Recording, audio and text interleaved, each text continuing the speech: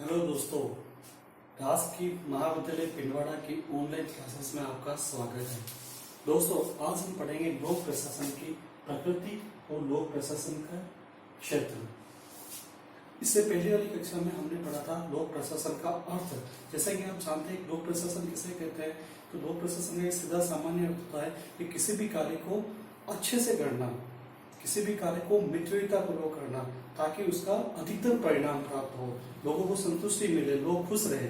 यानी कि कोई भी कार्य जो हम अच्छे ढंग से करते हैं वो क्या कहलाता है, लोक प्रशासन।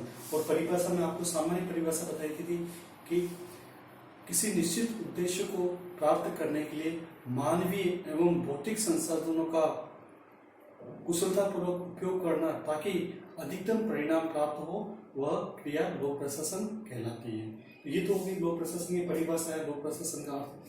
आज हम पढ़ेंगे लोक प्रशासन की प्रकृति।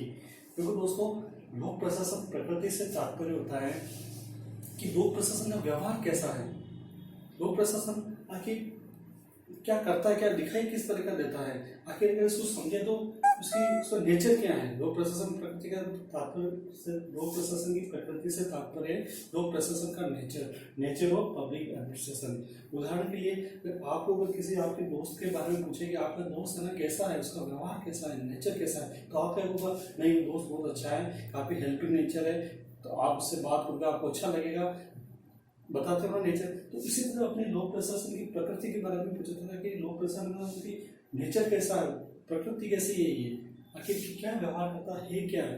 तो इस संबंध में ना लोक प्रशासन की प्रकृति के बारे में बताने के संबंध में दो दृष्टिकोण है, यानी कि दो मान्यता है। लोक प्रशासन की प्रकृति के बारे में दो मान्यता है। पहली मान्यता कहलाती है समग्र दृष्टिकोण, इसको एकीकृत दृष्टिकोण भी कहते हैं। समग्र दृष्टिकोण को एकीकृत दृष्टिकोण कहते हैं। दूसरा है प्रबंधकीय दृष्टिकोण। तो लोक प्रशासन की प्रकृति के संबंध में दो मान्यता है। एग्जाम में सवाल आता है लोक प्रशासन की प्रकृति से आप क्या समझते हैं, तो आपको सीधा सा लिखना है लोक प्रशासन की प्रकृति के संबंध में दो मान्यता है। पहली है समग्र दृष्टिकोण, दूसरा है प्रबंधकीय दृष्टिकोण। बात करें समग्र दृष्टिकोण, समग्र दृष्टिकोण से जैसे नाम से पता चला, समग्र यानी सब कुछ एक साथ इकट्ठा कर लो। इसका तात्पर्य है कि किसी भी संगठन में उच्च अधिकारी से लगाकर मध्य स्तर से होते हुए निम्न स्तर के अधिकारी या कर्मचारी द्वारा जो क्रियाएं संपादित की जाती है, जो गतिविधियां की जाती है, वह समग्र दृष्टिकोण के अंतर्गत आती है और वही लोक प्रशासन की प्रकृति है। यानी कि लोक प्रशासन की प्रकृति में समग्र दृष्टिकोण से तात्पर्य है किसी भी संगठन में उच्च से लगाकर निम्न अधिकारियों द्वारा या कर्मचारियों द्वारा जो भी गतिविधियां की जाती है, वह लोक प्रशासन की गतिविधियां कहलाती है। समझ गए ना, सरल ही है। समग्र दृष्टिकोण यानी सारे काम, लोक प्रशासन के अंदर कौन से काम आते हैं, जो भी सारे काम, जो भी लोग जो जितनी भी गतिविधियां करते हैं वो सब लोक प्रशासन के अंतर्गत आते हैं। तो समग्र दृष्टिकोण के समर्थक विद्वान है, एक तो है एल.डी. व्हाइट और एक है मार्शल डिमार्क। जब भी आप समग्र दृष्टिकोण के बारे में लिखें तो एल.डी. व्हाइट और डिमार्क का नाम लिख दें। यानी कि प्रशासन के जब भी कोई सवाल आए, लोक प्रशासन कोई है, उससे संबंधित विद्वानों के नाम हमें लिख देना चाहिए ताकि थोड़ा आंसर में कुछ अलग नयापन दिखे। वरना ये सामान्य सी परिभाषा तो कोई भी लिख लेगा। ये थोड़ा एडवांस अगर ज्यादा पढ़ना चाहे, अच्छे मार्क्स लेना चाहे, तो आप बता सकते हैं कि भाई समग्र दृष्टिकोण के समर्थक हैं एल.डी. व्हाइट और डिमार्क। और भी बहुत सारे, लेकिन आप दो नाम काफी याद कर सकते हैं। अब आपने ये मान लिया कि एक तरफ ये कहते हैं कि लोक प्रशासन के अंतर्गत वे सारी गतिविधियां आती हैं जो ऊपर से लगाकर निम्न स्तर के अधिकारियों द्वारा या कर्मचारियों द्वारा संपन्न की जाती है, चाहे वो चतुर्थ श्रेणी कर्मचारी कोई काम क्यों न करे या उच्च लेवल पर जो निर्णय करता है वो करे, सारी गतिविधियां सम्मिलित की जाती है। इसका बिल्कुल उल्टा क्या होगा, प्रबंधकीय दृष्टिकोण। इसका बिल्कुल उल्टा लिख दो, एक याद हो गया, दूसरा अपना याद हो जाएगा। तो प्रबंधकीय दृष्टिकोण वाले विद्वान मानते हैं कि भाई लोक प्रशासन में सारी गतिविधियां नहीं सम्मिलित की जाती हैं। लोक प्रशासन में केवल वही चीज सम्मिलित की जाती है जो टॉप के लेवल पर, जो उच्च स्तर पर जो अधिकारी बैठे होते हैं, जो निर्णय लेते हैं, उनके द्वारा जो कार्य किए जाते हैं वही लोक प्रशासन की गतिविधियां कही जा सकती हैं। समझ गए ना, कि लोक प्रशासन में उच्च स्तर पर जो कार्य करते हैं उनकी गतिविधियों को भी लोक प्रशासन की गतिविधियां कही जा सकती हैं। और इस दृष्टिकोण का समर्थन करने वाले विद्वान है, शॉर्ट में लिखा है मैंने ताकि जगह कम है और आपको याद करने में भी आसानी है। एसएसटी और एलजी। एसएसटी का मतलब है साइमन स्मिथबर्ग थॉम्पसन। एलजी का मतलब है लूथर गुलिक। ये लूथर गुलिक का नाम वापस आएगा आगे, ये नाम कुछ कॉमन है जिसको आप ना बार बार अभ्यास से कंठस्थ कर लें क्योंकि लास्ट तक ये काम आएंगे आपको। तो एस का तात्पर्य है, क्योंकि एसएसटी में इसलिए लिखा है अधिकतर परिभाषा इन दोनों की तीनों की एक साथ ही आती है। तो साइमन, स्मिथबर्ग, थॉम्पसन और लूथर गुलिक ये इस दृष्टिकोण के प्रमुख समर्थक है। ये तो होगी लोक प्रशासन की प्रकृति। बहुत ही छोटा सवाल आता है, लोक प्रशासन की प्रकृति से आप क्या समझते हैं? यह जब बड़ा प्रश्न बनेगा ना, लोक प्रशासन का अर्थ प्रकृति और क्षेत्र को समझाइए, तब आपको ये लिखना पड़ेगा। और ये 5 नंबर में आपके पूछ सकते हैं लोक प्रशासन की प्रकृति से आप क्या समझते हैं? सरल है, लोक प्रशासन की प्रकृति के संबंध में 2 दृष्टिकोण है। पहला है समग्र दृष्टिकोण, दूसरा है प्रबंधकीय दृष्टिकोण। समग्र दृष्टिकोण में उच्च से लगाकर निम्न तक के जो जितने भी कार्य होते हैं वो सारे क्या कहलाते हैं? उससे लगाकर जो निम्न स्तर के जितने भी कर्मचारी जो कार्य करते हैं वो सारे लोक प्रशासन के गतिविधियां कहलाती है, लोक प्रशासन के कार्य कहलाते हैं।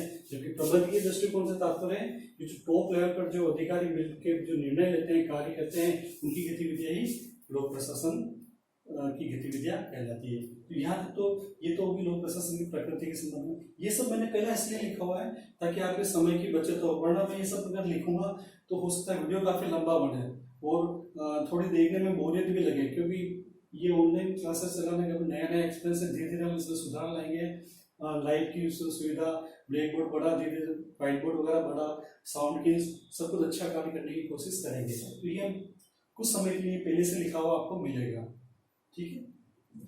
अब देखें कि लोक प्रशासन का क्षेत्र अर्थ हो गया, लोक प्रशासन की प्रकृति होगी, फिर है लोक प्रशासन का क्षेत्र। क्षेत्र से तात्पर्य है लोक प्रशासन कहाँ फैला हुआ है, कहाँ इसमें कहाँ ये किन क्षेत्रों में ये कार्य करता है, मतलब इसका फैलाव है एक तरह से। तो लोक प्रशासन क्षेत्र प्रश्न आता है, लोक प्रशासन क्षेत्र से आप क्या समझते हैं? तो भी इसका सीधा साधा देखना है कि लोक प्रशासन के क्षेत्र के संबंध में भी 2 मान्यताएं, 2 दृष्टिकोण है, 2 अवधारणा है। इसमें पहली कहलाती है पोस्ट कोर। एग्जाम में ऐसे लिखा मिलेगा पोस्ट कोर, ये लिखा हुआ, या हिंदी में पोस्ट कोर,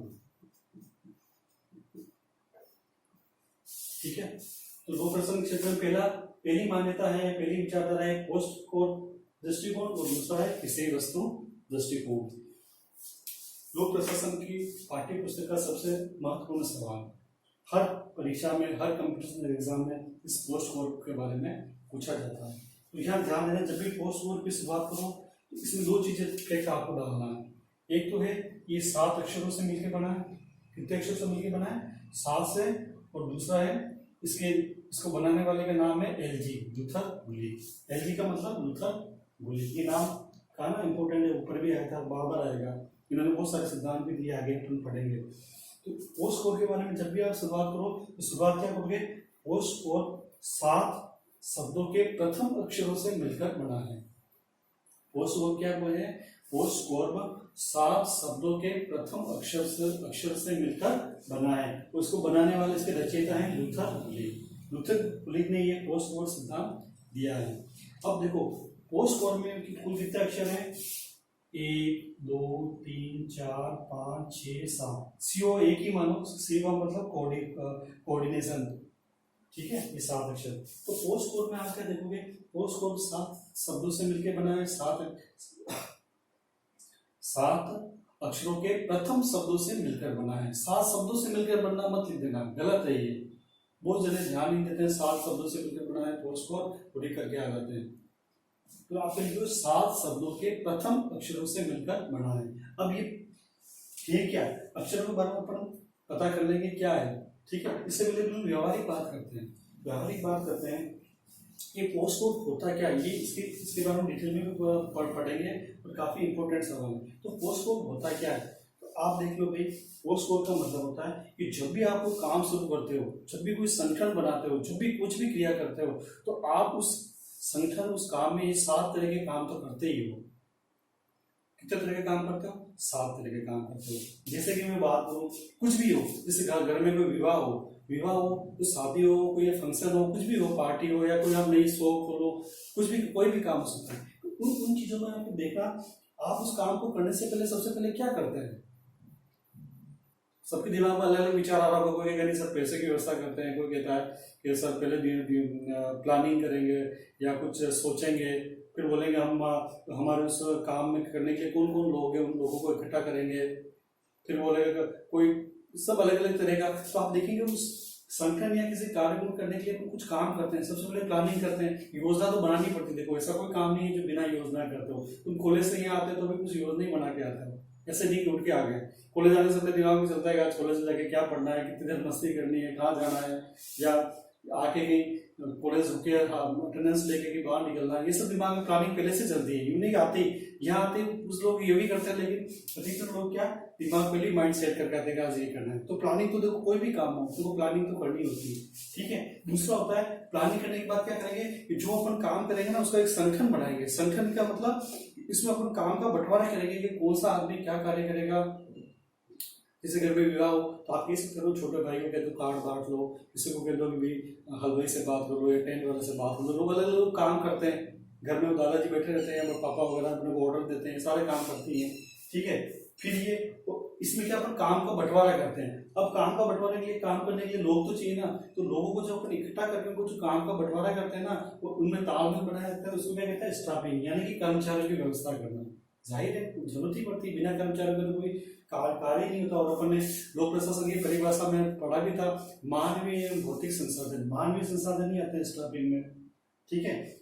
फिर आता है डायरेक्टिव, जो भी लोग लगे हुए, जो भी लोग कार्य करें उनको अपन निर्देश देते रहेंगे। ये बिल्कुल था कि कार्ड बांट लेना, 2 दिन तक आप टेंट की व्यवस्था कर लेना, या जो भी है उनको निर्देश देते रहता है कि कोई गलती नहीं हो, ठीक है।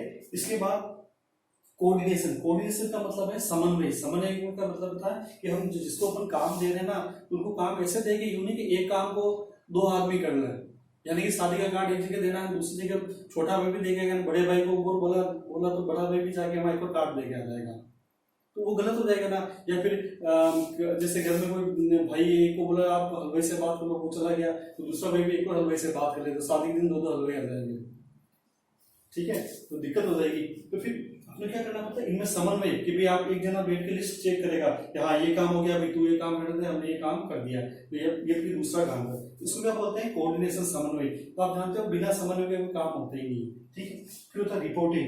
रिपोर्टिंग का मतलब कि जो भी कार्य करता है वो डेली आकर उसको रिपोर्ट करेगा मुखिया को कि भाई आज हमने ये काम कर दिया, आज हमने कार्य, हमने भी जैसे जो भी हम पढ़ाते हैं तो हम डेली आगे जाके रिपोर्ट करते हैं कि आज हमने ये क्लास ले ली और इतना हमने पढ़ा दिया। तो रिपोर्टिंग करना बहुत जरूरी है। रिपोर्टिंग नहीं करेंगे तो हेड को मालूम नहीं होगा। और ध्यान रखना, लोक प्रशासन या किसी भी संगठन में बिना रिपोर्टिंग से कुछ के बिना कोई कार्य होता ही नहीं है। तो रिपोर्टिंग करना बहुत ही आवश्यक है ताकि कार्य को दोहराव नहीं हो, लोगों को पता चले कौन कौन सा कार्य हो गया। लास्ट में है 7वां अक्षर है बजटिंग। बजटिंग का मतलब पैसे का हिसाब किताब रखना। 1 2 3 4 5 6 7, ठीक है। बजटिंग का मतलब पैसे की व्यवस्था करना, हिसाब किताब रखना, ये सारी क्रिया क्या कहलाती है बजट। और बजट तो जानते हो बिना बजट के कुछ होता ही नहीं है, वित्त पे सब कुछ निर्भर है। तो ये क्या होता है प्लानिंग, ऑर्गेनाइजेशन, ये 7 कार्य होते हैं। ये पोस्ट वर्ड के हर शब्दों का हर शब्दों के प्रथम अक्षर से मिलकर बना है और हर अक्षर का एक मतलब होता है। आप कभी भूल भी जाओ एग्जाम में पोस्ट वर्ड क्या है, 7 अक्षरों का नाम याद नहीं आ रहा है तो कोई मन से नहीं लेना। ये पोस्ट वर्ड 7 अक्षरों से मिलकर, अक्षरों के प्रथम शब्दों से मिलकर बना हुआ है। उसके अंतर्गत योजना बनाई जाती है, बजट बनाया जाता है, समन्वय रखा जाता है, कोऑर्डिनेशन में रखा जाता है। कोई दिक्कत नहीं, कैसे भी लिख दो तुम्हें आपको कुछ तो लगेगा ना, इसको रटने की जरूरत नहीं है। ये सबसे लोक प्रशासन का सबसे इंपॉर्टेंट सवाल है। हर एग्जाम में, हर परीक्षाओं, हर एग्जाम में, हर कंपटीशन एग्जाम में ये पूछा जाता है पोस्ट वर्ड क्या है। यहाँ तक कि जो मैनेजमेंट की जो क्लासें होती है वहाँ भी पोस्ट वर्ड को पढ़ाया जाता है। और आप देखना ये काम सब जगह होता है, ठीक है ना। ये और इसको किसने दिया, लूथर बोलेंगे। ये तो हो गया अपना पोस्ट वर्ड। अब दूसरा है विषय वस्तु, ठीक है ना। अब ये पोस्ट वर्ड वाले कहते हैं कि चाहे कैसा भी संगठन हो, कौन सा भी संगठन हो, कैसे भी वो संगठन चाहे कुछ भी कार्य कर रहा हो, चाहे वो बच्चों की देखभाल कर रहा है या जिला कलेक्टर का कोई ऑफिस हो या कोई फैक्ट्री हो जिसमें उत्पादन हो रहा है, वहां तो ये गतिविधियां तो होती है, ठीक है। लेकिन ये विषय वस्तु वाले कहते हैं कि भी नहीं, ये गतिविधियां तो होती है आपकी, ठीक है, लेकिन जो संगठन अगर अलग तरह का काम करेगा तो उसकी कुछ अलग समस्या है, वहां अलग तरह की गतिविधियां हो गई। या आप इसको ना सार्वभौमिक नहीं कह सकते हो, सब जगह लागू ऐसा नहीं कह सकते हो, हम तो इसको नहीं मानते। इन्होंने इसका विरोध किया है। तो ये क्या कहते हैं, नहीं, जो संगठन जिस तरह का कार्य करेगा ना उसमें उस तरह की गतिविधियां होगी। विषय वस्तु का मतलब भी यही होता है विषय। आपका क्या विषय है, जैसे हम पूछते हैं ना आपका क्या सब्जेक्ट है, तो आप कहते हैं मेरा हिस्ट्री, पॉलिटिकल है, ज्योग्राफी है। तो ये कहते हैं कि जो जैसा सब्जेक्ट होगा उसके पढ़ाने का तरीका अलग होगा। जैसे अगर अपन इतिहास पढ़ेंगे तो इतिहास में क्या है, सर आपको कहानी सुनाएंगे और आप सुनोगे।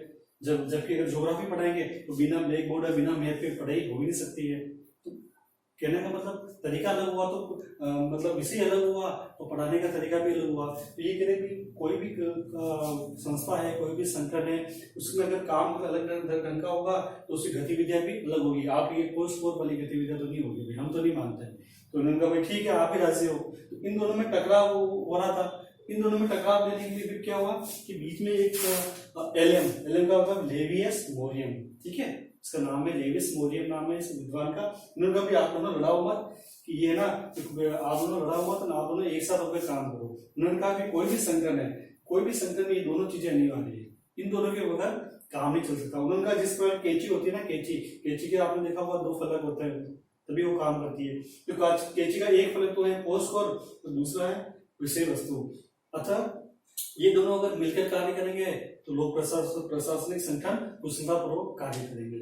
लेविस मोरियम ने क्या किया, इन दोनों को जोड़ने का कार्य किया। तो ध्यान देना जब भी लोक प्रशासनिक क्षेत्र आए तो दोनों दृष्टिकोण समझा के लास्ट में ये जो केची वाला चित्र है इसलिए बनाया था कि हम दिमाग में फिट रहे। एलएम का मतलब लेवियस मोरियम या मेरियम, जो भी नाम है आप देख लेना, ठीक है, इजी नाम ही है। तो इन्होंने क्या कहा कि भाई लोक प्रशासन है ना, लोक प्रशासन में विषय वस्तु और पोस्ट कोर दृष्टिकोण कैंची के 2 फलक के समान है, जिसमें एक फलक पोस्ट कोर में है, दूसरा है विषय वस्तु। पढ़ने की जरूरत ही नहीं है, समझ में आ रहा है। ये जब तक दोनों मिलकर रहेंगे तो संगठन अच्छे से कार्य करेगा या कुशलतापूर्वक कार्य करेगा। ये तो होगी लोक प्रशासन की प्रकृति और क्षेत्र, यहाँ तक तो कोई दिक्कत ही नहीं। अब देखो जो एग्जाम में सवाल आते हैं ना, उनको पैटर्न किस तरह का है, किस तरह सवाल पूछे जाते हैं। तो यहाँ लिखा है सबसे पहला बड़ा सवाल ये पूछेगी पोस्ट कोर क्या। सबसे पहले क्या पूछेंगे, पोस्ट कोर क्या है। 2 शब्द पूछे तो आप लिख दोगे पोस्ट कोर 7 शब्दों के प्रथम अक्षरों से मिलकर बना है और इसको देने का श्रेय किसे करते हैं, लुथर बुलिक को जाता है। ये आप लिख दोगे 2 नंबर सवाल। फिर बड़ा है पोस्ट कोर क्या है इसे समझिए, तो ये पूरा लिखे आप हर अक्षरों को अलग अलग समझना। आरएस में पूछा हुआ है कि पोस्ट कोर सिद्धांत किसने दिया है, या फिर पोस्ट कोर है क्या, क्षेत्र है कि प्रकृति है कि क्या है। तो बहुत से लोग गलत कर लेते हैं, ये किस में आता है, क्षेत्र में सम्मिलित किया जाता है। फिर आता है और किसी भी एक शब्द का आरएस में 2 नंबर के सवाल में, जैसे कि जानते हैं कि आरएस में 800 में से कुल जो मेंस के पेपर होते हैं 800 में से लगभग 180-90 मार्क्स के बाद अपने पब्लिकेट में से पूछे जाते हैं, इसमें पोस्ट कोर आता है। उसमें एक से पूछा था कि ऑर्गेनाइजेशन क्या है, एस क्या है, कि पोस्ट कोर में एस क्या है, बी क्या है, पोस्ट कोर में सीओ क्या है, बी क्या है। ये अक्सर ये सवाल अक्सर पूछे जाते हैं, ठीक है। तो ये एग्जाम में आने का इसका पैटर्न है। तो आज के लिए क्लास काफी है, धन्यवाद।